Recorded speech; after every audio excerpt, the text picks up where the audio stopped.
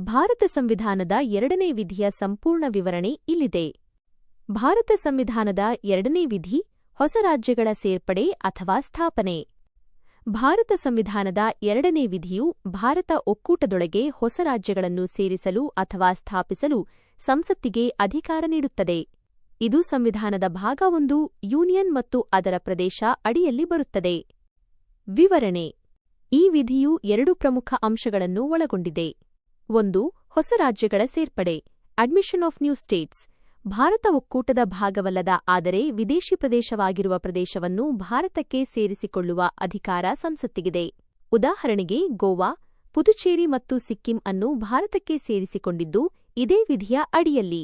ಇವುಗಳು ಹಿಂದೆ ಬೇರೆ ದೇಶಗಳ ಆಡಳಿತದಲ್ಲಿದ್ದವು ಮತ್ತು ನಂತರ ಭಾರತದ ಭಾಗವಾದವು. 2. ಹೊಸ ರಾಜ್ಯಗಳ ಸ್ಥಾಪನೆ ಎಸ್ಟಾಬ್ಲಿಷ್ಮೆಂಟ್ ಆಫ್ ನ್ಯೂ ಸ್ಟೇಟ್ಸ್.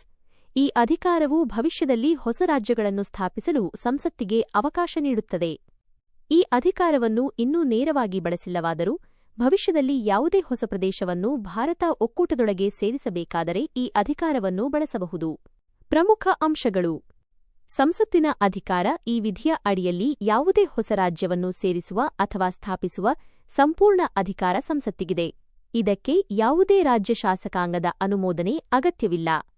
ಸರಳ ಬಹುಮತ ಸಿಂಪಲ್ ಮೆಜಾರಿಟಿ. 2ನೇ ವಿಧಿಯ ಅಡಿಯಲ್ಲಿ ಯಾವುದೇ ಕಾಯ್ದೆಯನ್ನು ಜಾರಿಗೊಳಿಸಲು ಸಂಸತ್ತಿಗೆ ವಿಶೇಷ ಬಹುಮತದ ಅಗತ್ಯವಿಲ್ಲ.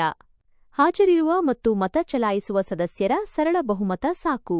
ಇದು ಸಂವಿಧಾನದ ತಿದ್ದುಪಡಿ ಕಾಯ್ದೆಯಲ್ಲ, ಆದರೆ ಇದಕ್ಕೆ ತಿದ್ದುಪಡಿಯ ಅಗತ್ಯವಿಲ್ಲ.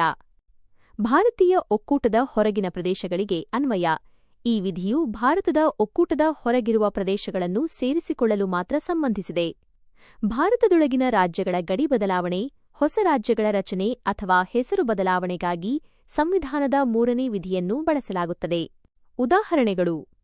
ಸಿಕ್ಕಿಂ 1974ರಲ್ಲಿ 35ನೇ ಸಂವಿಧಾನ ತಿದ್ದುಪಡಿ ಕಾಯ್ದೆಯ ಮೂಲಕ ಸಿಕ್ಕಿಂ ಅನ್ನು ಸಹ ರಾಜ್ಯವಾಗಿ ಸೇರಿಸಲಾಯಿತು.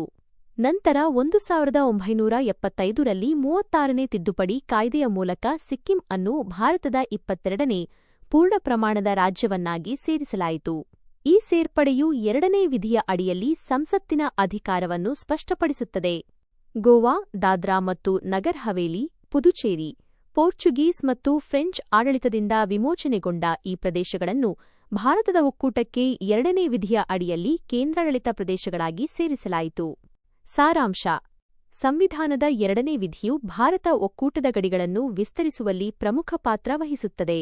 ಇದು ಭಾರತದ ಭದ್ರತೆ, ಸಮಗ್ರತೆ ಮತ್ತು ರಾಜಕೀಯ ಹಿತಾಸಕ್ತಿಗಳಿಗಾಗಿ ಹೊಸ ಪ್ರದೇಶಗಳನ್ನು ಸೇರಿಸಿಕೊಳ್ಳಲು ಸಂಸತ್ತಿಗೆ ಅಧಿಕಾರ ನೀಡುತ್ತದೆ. ಆದರೆ ಈ ವಿಧಿಯು ಭಾರತದೊಳಗಿನ ರಾಜ್ಯಗಳಿಗೆ ಅನ್ವಯಿಸುವುದಿಲ್ಲ, ಅದಕ್ಕಾಗಿ ಬೇರೆ ವಿಧಿಗಳಿವೆ.